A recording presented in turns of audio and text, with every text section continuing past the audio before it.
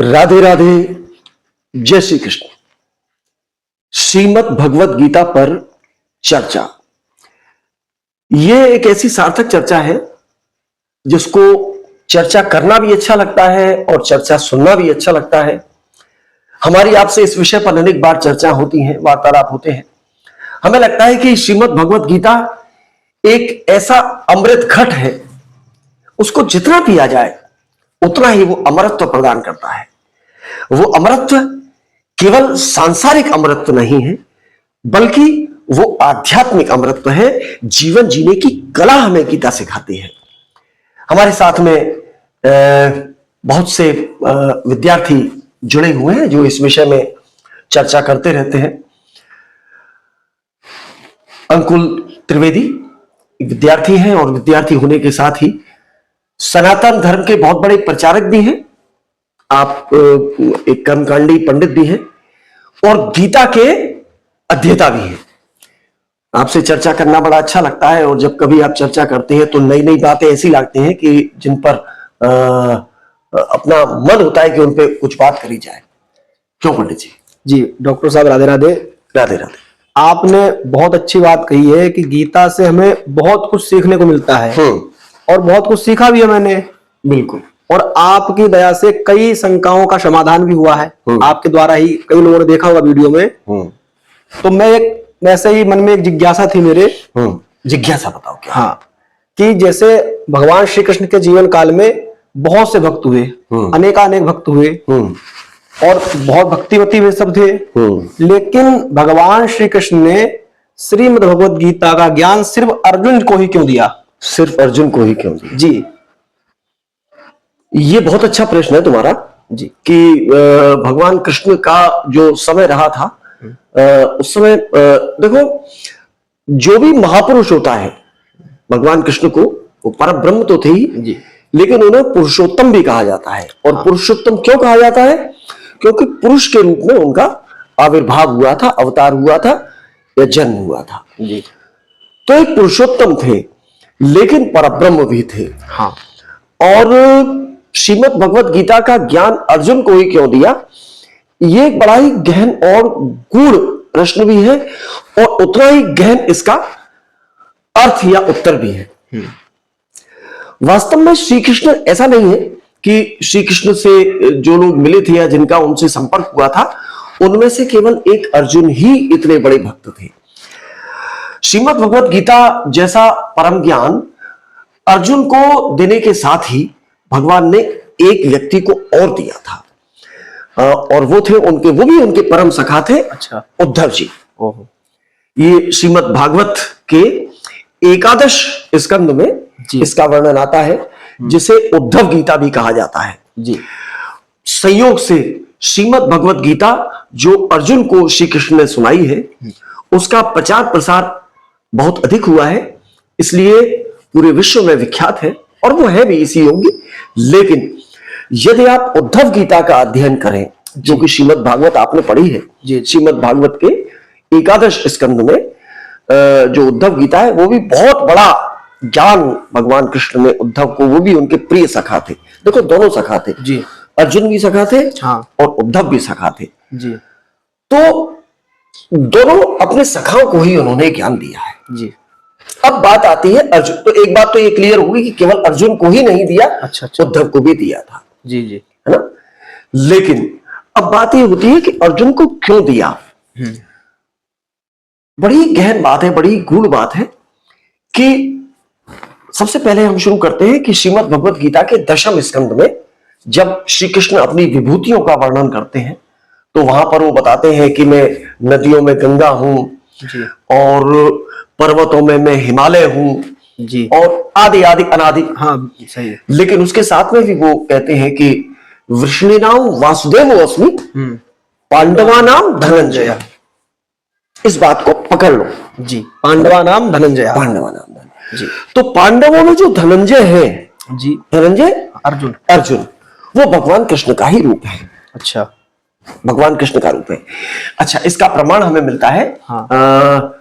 ये जो हमारे 4 धामों में से एक जो बद्रीनाथ धाम है, वहां पर नर और नारायण के स्वरूप विद्यमान है।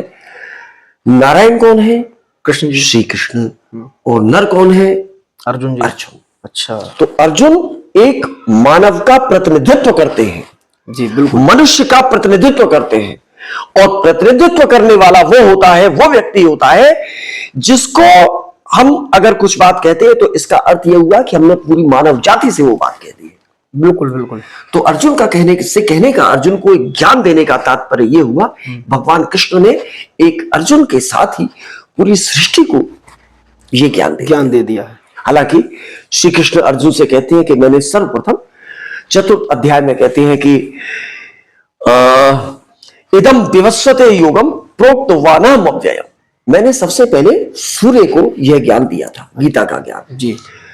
अब अर्जुन भ्रमित हो जाते हैं कि सूर्य तो कितना पुराना है, कितना प्राचीन है, और आपने सूर्य को ज्ञान दिया है। हाँ। हम और आप तो अभी साथ में हैं, द्वापर में हुए अपन। तो वो भ्रमित हो जाते हैं। तो भगवान कृष्ण फिर उनसे मुस्कुराते हुए कहते हैं कि अर्जुन, बस यही तुम्हारी भूल है, या भूल नहीं कहेंगे, नादानी है। हाँ, कि याद नहीं है आपको। फिर वो कहते हैं कि बहूनि में व्यतीतानि जन्मानि तव चार्जुन तान्यहं वेद सर्वाणि न त्वं वेत्थ परं तप। अर्थात मेरे और तुम्हारे न जाने कितने जन्म हो चुके हैं अर्जुन जी, लेकिन उन्हें मैं जानता हूं और तुम नहीं जानते। बस ये बात है। तो इसका मतलब क्या है कि नर के रूप में अर्जुन और नारायण के रूप में कृष्ण जी अनेक बार पृथ्वी पर इस धराधाम पर आए हैं, उन्होंने अवतार लिया है। एक बात तो ये हुई कि उनके परम भक्त थे और कृष्ण के स्वरूप थे। हाँ, है ना, भगवान कृष्ण के स्वरूप। हाँ, हाँ। क्योंकि जब स्वयं कृष्ण कह रहे हैं इस बात को कि पांडवानाम धनंजय, तो इससे बड़ी बात क्या हो सकती है, अपना स्वरूप स्वीकार करते हैं जी, है ना। मायावश भ्रमवश अर्जुन इस बात को नहीं जान पाते। हालांकि इसी के साथ में एक बात और कहूंगा कि भगवान श्री कृष्ण ने ये कहा कि मैं तुम में हूं, इसका मतलब ये मत समझना कि भगवान और किसी में नहीं है जी। क्योंकि गीता में ही, गीता के ही 18वें अध्याय में एक बात और कहते हैं वो। हाँ जी। क्या कहते हैं?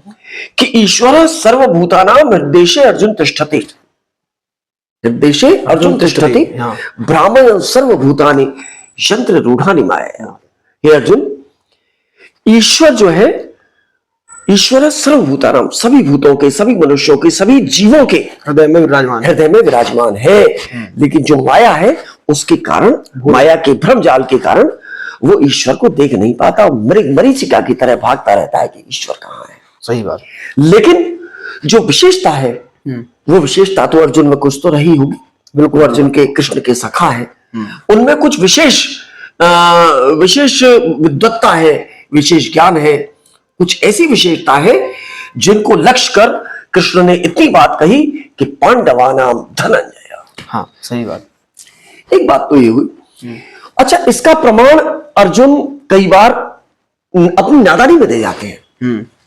उन्हें पता नहीं कि मैं क्या कर रहा हूं, अर्जुन को यह नहीं पता कि मैं क्या कर रहा हूं। सहज रूप से, स्वाभाविक रूप से वो इस बात का प्रमाण दे जाते हैं कि मेरे अंदर वो है, श्री कृष्ण है, श्री कृष्ण है ना, विराजमान है, मेरे अंदर है जी, मैं भक्त हूं। भक्त होने के साथ पांडवानाम धनंजय, वो इस बात का प्रमाण कैसे देते हैं? कैसे? उन्होंने पहली बार इस बात का प्रमाण दिया जब, याद करो, गीता का प्रारंभ कहां से होता है? गीता का प्रारंभ होता है जब कृष्ण अर्जुन का रथ सारथी बनकर हाँकते हैं जी, और दोनों सेनाएं कौरव और पांडवों की आमने सामने खड़ी हुई हैं। अर्जुन का रथ लेके जब भगवान जाते हैं तो अर्जुन बड़ा जोश में होता है, उस समय उत्साह में होता है कि मैं देखता हूं कौन कौन मुझसे युद्ध करने को कटिबद्ध है। कौन? तो हे माधव, मेरा रथ आप दोनों सेनाओं के बीच में ले जाकर खड़ा कर दीजिए। जी जी। तो कृष्ण उनके रथ को ले जाते हैं और बीच, दोनों सेनाओं के बीच में जाके खड़ा कर देते हैं। कहते हैं कि देख लो कौन कौन तुमसे युद्ध करने वाले हैं। वो देखते हैं तो उसमें भीष्म है, उसमें आचार्य द्रोण है, भीष्म पितामह, आचार्य द्रोण जी, आचार्य कृपाचार्य, कर्ण इत्यादि, है ना। आज भीष्म पितामह उनके पितामह है, जिनका वो अंश है, उनका उसका रक्त संबंध है उनसे। जी जी। उनको खिलाया है अर्जुन को उन्होंने बचपन में, जी, बड़े प्रिय हैं अर्जुन भीष्म पितामह को। हाँ। और वो भी उनका इतना सम्मान करते हैं कि हद से ज्यादा। द्रोणाचार्य उनके गुरु हैं, कृपाचार्य उनके कुलगुरु हैं जी।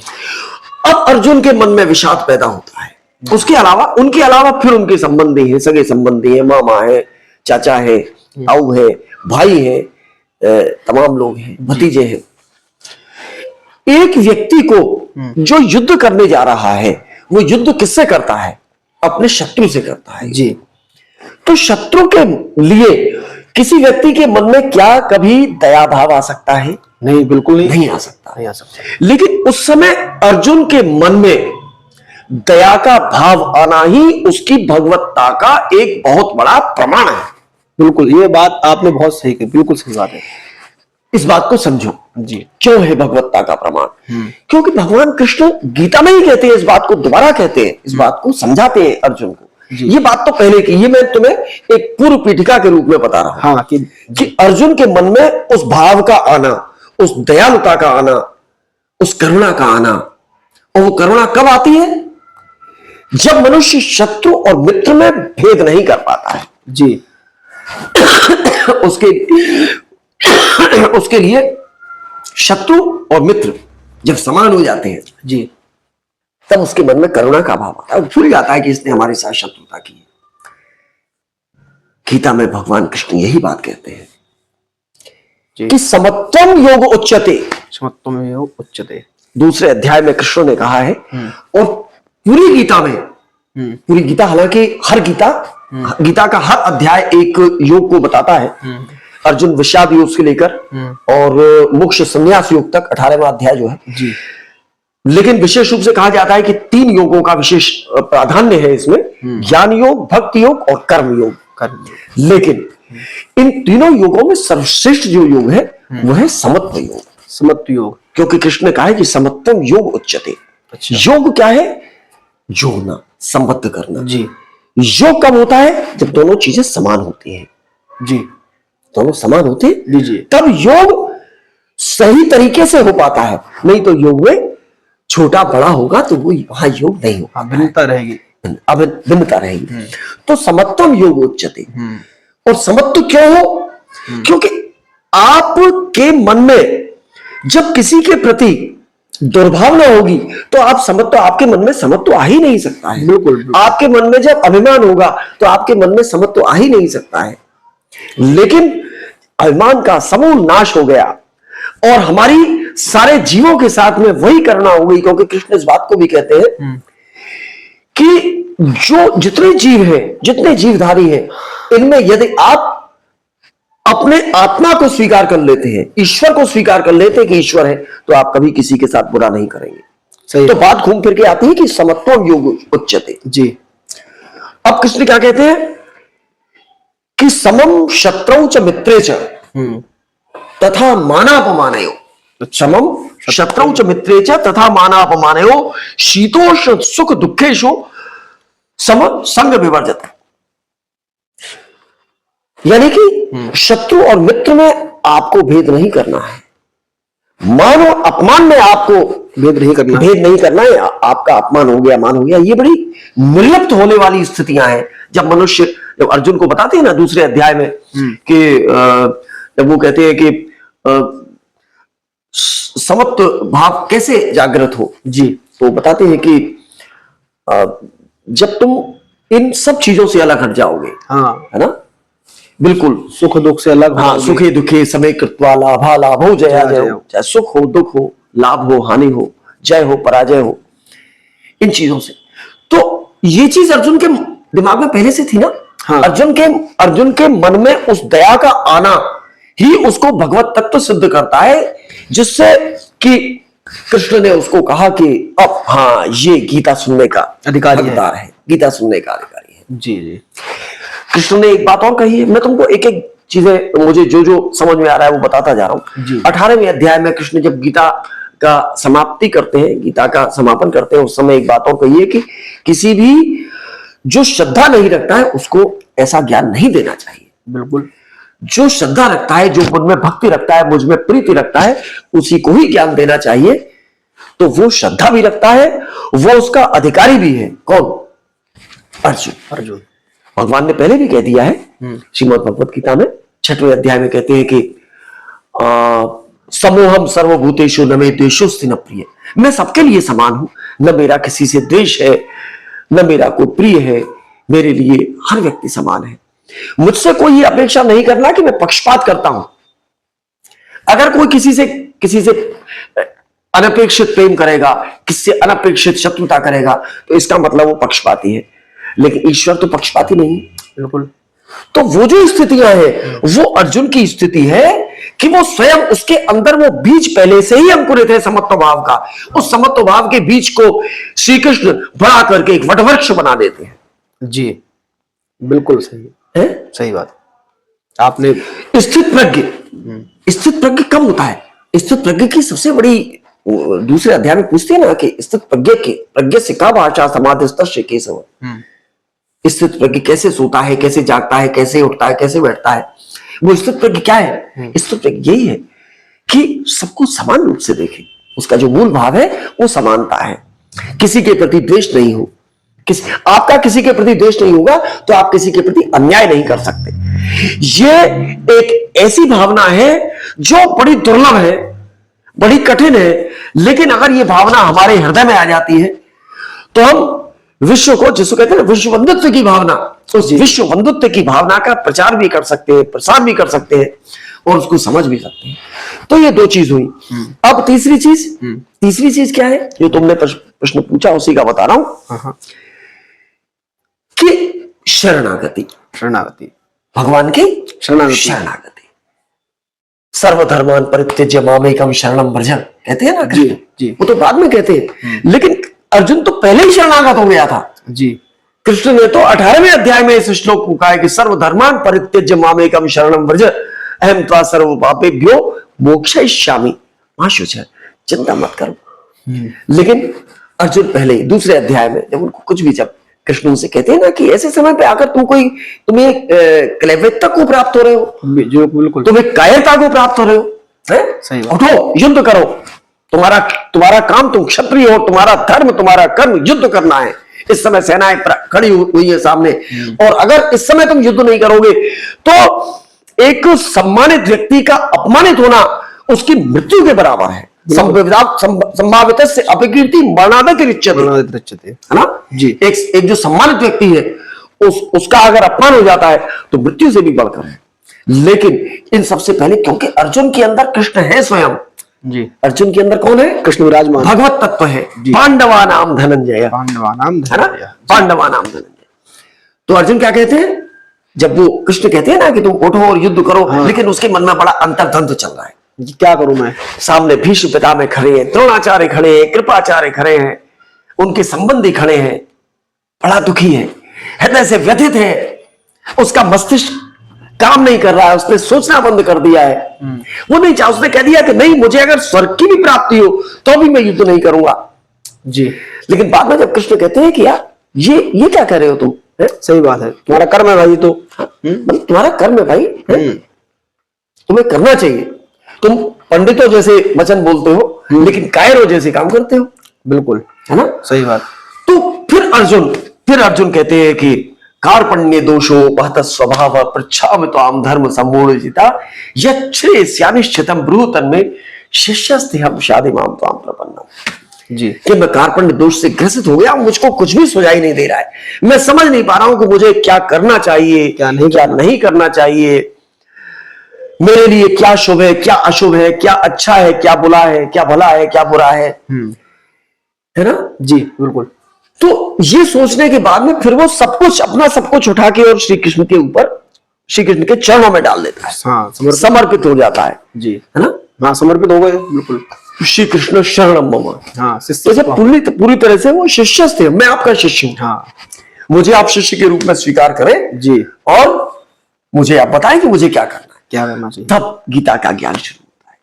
तो शरणागति पहली चीज है जी। किसी भी व्यक्ति से, किसी भी गुरु से अगर आपको ज्ञान प्राप्त करना है तो आपको उनकी शरण में जाना पड़ेगा। बिल्कुल। सत्व को भुलाना पड़ेगा, अपने अभिमान को समाप्त करना पड़ेगा, है ना जी। मैं को छोड़ना पड़ेगा, क्योंकि जहां जहां मैं आ गया वहां आपका कल्याण नहीं हो सकता, कल्याण तो हो ही नहीं सकता।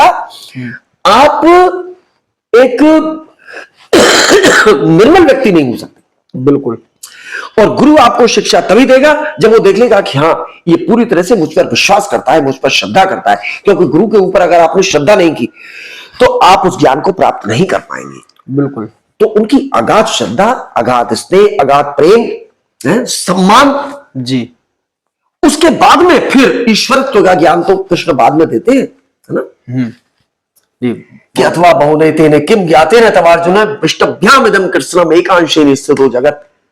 कि इस बहुत से जानने से तरह क्या लाभ है अर्जुन, इतना जान ले कि पूरा संसार मेरे एक अंश से उत्पन्न है।